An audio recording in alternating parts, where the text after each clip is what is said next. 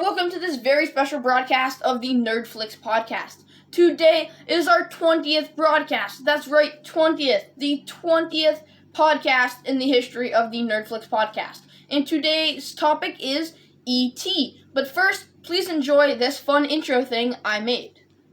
Hello, and welcome to the very first, the 13th episode, the 4th broadcast of the Nerdflix podcast. Today's topic is a 2-part series on the Harry Potter films. Gravity Falls, Spider-Man, The Dark Crystal. So let's get started. Hey, it's time for Nerdflix!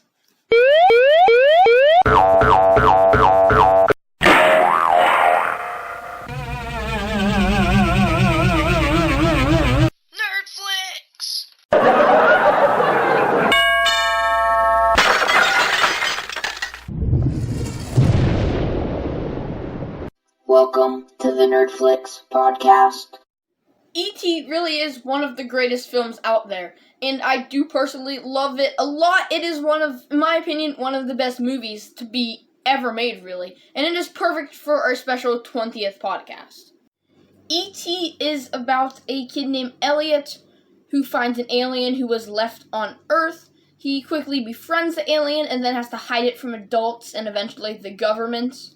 And then eventually the government does find them and they take over, and basically he has to get E.T. back to his home safely without him being captured by the government.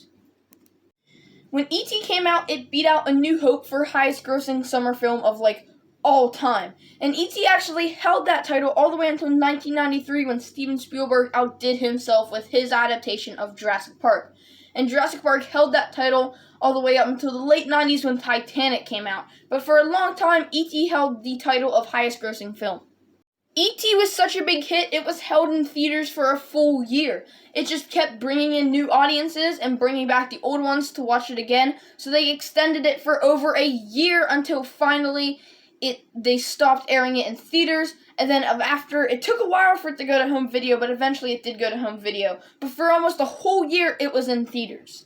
They actually shot E.T. in chronological order, which is something that movies rarely ever do. They usually do the scenes out of order based on convenience and going on location and stuff like that. But they did all the scenes in chronological order so that they could get a real emotional reaction from all the actors. And it worked. This definitely isn't the most iconic scene from the movie, but it is pretty memorable. It is E.T. hiding in a pile of stuffed animals, hiding from Elliot's mom, and he blends in perfectly with the stuffed animals. Well, this idea for that scene was none other than Robert Zemeckis'. Robert Zemeckis is the creator of Back to the Future, and he came up with the idea to have E.T. hide in the stuffed animals.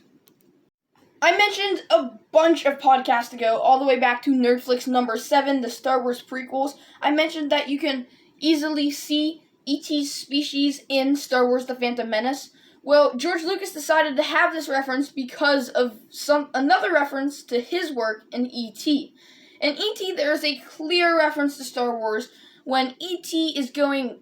looks like E.T. is going trick-or-treating with Elliot and his brother Michael so that they can sneak him into the woods so he can phone home. And he passes a kid dressed as Yoda, and E.T. tries to follow him thinking he's another alien. And this was an obvious nod to George Lucas's work with Star Wars. And George Lucas didn't return this reference all the way. He didn't return it until Phantom Menace in 1999. So that's why that reference was featured in Phantom Menace, because of a reference in E.T. What's very interesting about the way E.T. is set up and filmed is that through the entire first half of the movie, it is shot at an eye-to-eye level with a child. It is like the camera's down low next to Elliot, and is an eye-to-eye level with any child, basically.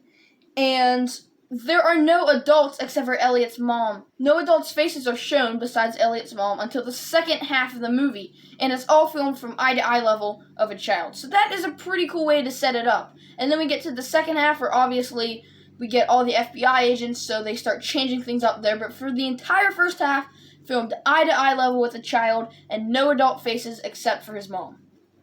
At one point in the movie, Elliot is in school dissecting frogs, so obviously they needed someone to play a teacher. Well, they had actually shot an entire role with Harrison Ford playing the teacher in the dissecting frog scene. And they had shot his entire role, except for they had shot everything of him from the back, because, of course, you couldn't show the adults' faces until the second half, so there were no adult faces in the first half. So they shot all of Harrison Ford's scenes from behind. But they actually ended up cutting Harrison Ford. They cut his scene. But when you hear the voice in the movie, the voice is still Harrison Ford's. So if you see that movie and you listen closely, the voice of the teacher is none other than Harrison Ford. And now it is time for another segment of product review. So, I own a decent amount for this movie, I think. First I own a stuffed animal of E.T. as featured in last week's Forgotten Facts, if you watched last week's episode. I own an E.T. piggy bank. It's retro. It's actually pretty cool. And I own a little E.T. figurine. I do own some other stuff. I used to own a t-shirt. I do own the movie on DVD. But that's mostly the first couple of things that come to mind for what I own in E.T. But let's see what else is out there and available to buy. So we'll start off at HotTopic.com right now. It's mostly t-shirts. Yeah, it's all t-shirts, but they're pretty cool t-shirts. You can get a E.T. phone home. You can always get the basic E.T. moon scene. And yeah, so on Hot Topic, it's really all t-shirts, but then there is there's another website here, and this is the official Universal website. It sells official Universal merchandise, and you can get a lot of cool stuff for E.T. Right off the bat, you see a lot of E.T. stuffed animals, E.T. keychains, a little E.T. figurine, E.T. mug, of course, posters, a lot of really cool stuff, a lot of t-shirts, E.T. lanyard, E.T. keychain, and E.T. license plates. So there is a decent amount on this site if you want to check it out. It's the official Universal store. And yeah, so there is a decent amount of stuff there for E.T. the Extraterrestrial. So if you want to check out some of that merchandise, there is a lot out there to find.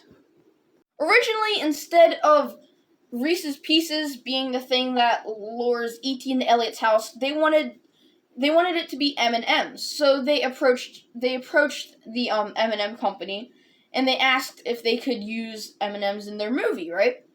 So they tell them that they don't want to do this because they don't want to be associated with aliens, which is really, really ironic because they are the Mars Candy Company, and yet they don't want to be associated with aliens. But anyways, they do go to Reese's Pieces, or they go to the Hershey Company, which originally they wanted to use the Hershey Kisses, but they say, hey, we got this new product. They're called Reese's Pieces. They're a lot like M&M's, so why not use them? And sales for Reese's Pieces went up 65% after the movie released. So it was a good deal for them, and the Mars Candy Company kind of missed out. You can try and look up on the internet what Elliot's last name is. It's not really clear, but a lot of times it starts with a T, so his initials are E.T. And I guess that's fitting, but in the movie they never actually mention what Elliot's last name is, so that is still a mystery. Most of the time a scene is created and the music is edited to fit around the scene, but in the final scene of E.T., the scene was actually edited to fit around the music. They wanted the theme to E.T. to be perfectly placed out throughout the scene, so they actually edited the scene to fit around the music instead of the music fitting around the scene. E.T. had a video game based on it for Atari, and this was very bad. It did not do well at all. In fact, it did so bad, a majority of them were burnt in a landfill. That's how bad the Atari E.T. video game was. For decades, the thing buzzing around E.T. is a possible sequel. Some people want a sequel, some people think the movie is good as is. But there was almost a sequel, maybe not almost, but there was an idea for a sequel. There was never a script, but there was an idea for a sequel. And it was going to have more hostile aliens coming and attacking Earth, and Elliot and his friends were going to get kidnapped by them, and eventually E.T. was going to save the day, and we were going to see E.T.'s home planet and a lot more of his species, but this idea was scrapped, and they never turned it into something until later on when it was turned into a book called E.T. the Book of the Green Planet. And this is a sequel to E.T. just in book form. I've never read it. I kind of want to check it out. So if you're interested, go check it out. I don't know if you can still find it anywhere though, but it's still pretty interesting. It is a sequel. It is a sequel to E.T. in book form. It's what the movie would have been if they hadn't scrapped the sequel. But really, there isn't, as far as we know, isn't going to be a movie sequel to E.T., but there is that book, and it is kind of interesting. One of the things that was going to get revealed in this possible sequel that they were creating was E.T.'s name, and it was going to be Zrek. I'm not sure how to pronounce it, but it's spelled Z-R-E-C-K. So that's what E.T.'s name would have been. Recently, I went to a Comic-Con where I actually got to see part of the cast of E.T. I got to see the person who played his mom, the person who played Elliot, the person who played his brother, a person who actually played E.T. in a costume, and the person who played one of the side characters, one of Michael's friends, Tyler. And it was actually cool. They did a question and answer. I got to ask them questions. I asked them about a E.T. ripoff called Mac and Me. If you haven't heard of that, look it up because it's really weird. But it was really cool. And then afterwards, I got to actually meet the guy who played Tyler in the movie, C. Thomas Howell, because he also played another character. He was in a movie called The Outsiders. He played Ponyboy. And so it was really cool to meet him, and I did get to see a lot of the cast of E.T., and it was really cool. So yeah, that was really cool. Okay, now it is time for another segment of Forgotten Facts. This one comes from us from Nerdflix number 10, because it is the 40th anniversary of Raiders of the Lost Ark. The idea for Indiana Jones actually came to George Lucas and Steven Spielberg when they were on the beach of Hawaii waiting for the grosses of Star Wars to come in. And that's where they had the idea for Indiana Jones. Alright, that is it for this episode of the Nerdflix podcast. I hope you enjoyed the very special 20th episode. There will be no podcast for the next 2 weeks, so just hold on a little and we'll get back to you in July. And until then, I will see you next time on Nerdflix.